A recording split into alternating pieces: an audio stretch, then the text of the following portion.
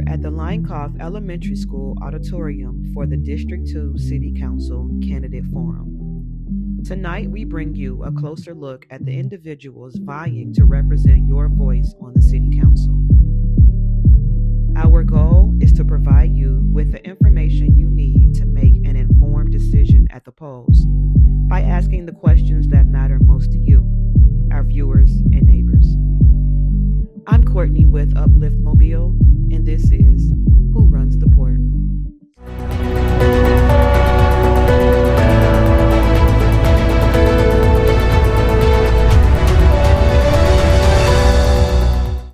How will you ensure transparency in the decision-making and budgeting?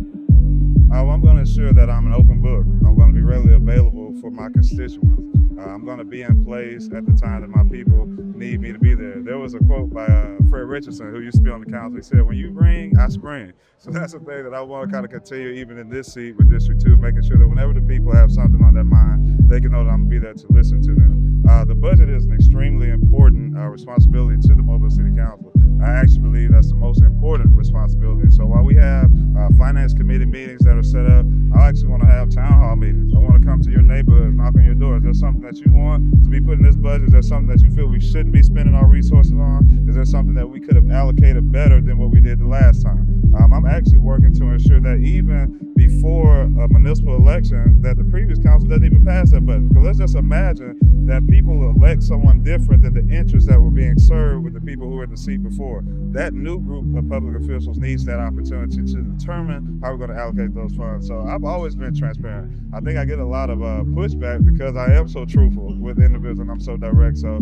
that's just going to be a part of who I am because that's my normal makeup.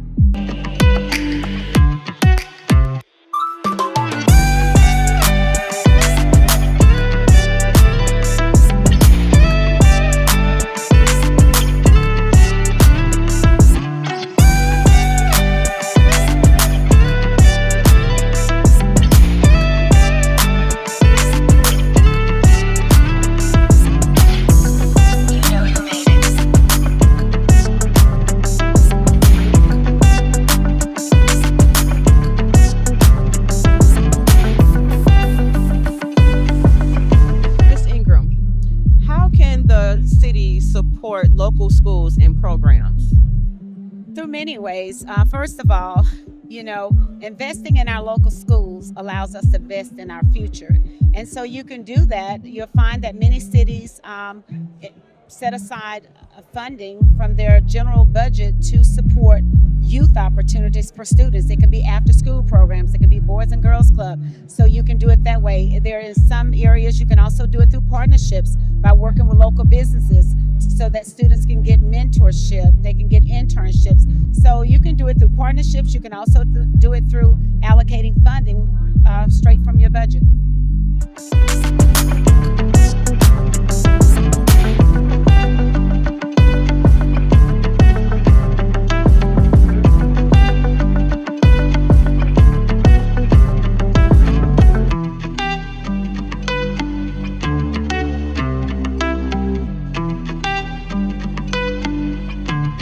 Councilman Carroll. Yes, ma'am. What role do you think the City Council should play in the civic youth engagement? Well, in promoting civic youth engagement, I think the council has a big responsibility in encouraging leadership and in developing new young members and being involved in city government. We do that through programs and boards like the Drudge Education Council, also Youth Leadership Mobile, where we reach out to youth and have them promote and also participate in those two boards. But we also reach out to other youths across the city with job engagement, mentoring time, and opportunities downtown in City Hall so they can actually see how government works.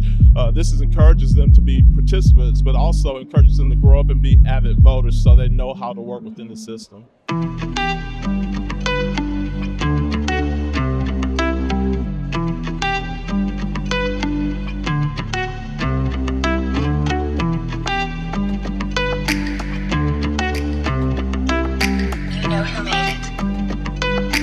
What are some issues that you are hoping to be discussed tonight?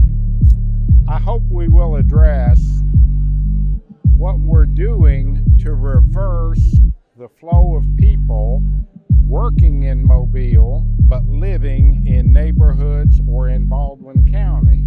We've done a good job of building a job space, but we're building jobs for people that don't want to live in Mobile.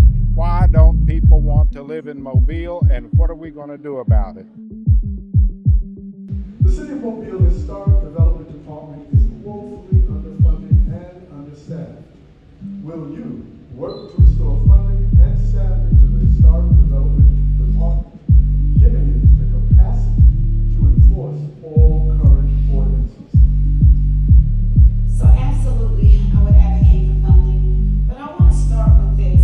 If we say that it's woefully underfunded, then we have to acknowledge then that if we truly value the historic buildings, then we would put our funding where our mouth is. We would put our funding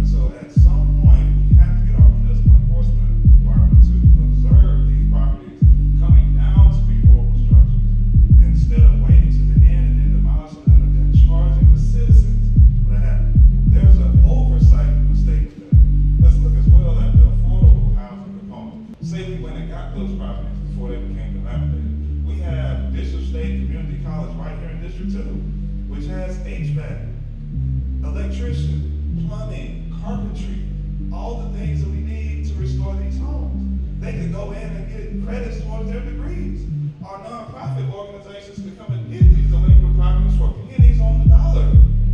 And then we can restore them and then push them back to the public where they need to be. Then we talk about the public housing component, which is abysmal. It's unfair to residents and taxpayers. Yet if we're going and getting these properties using CIP money, mind you, but we don't have time to even talk about that, and then taking the ownership, the city is now still responsible for that. So is that not just a new version of public housing? So let's think about these things. I know it seems heavy to process it like that, but if we get municipal enforcement together, we really extend our partnerships, the relationships that we already have, and if we start treating people, particularly citizens of public housing, like they are just as much as any of the rest of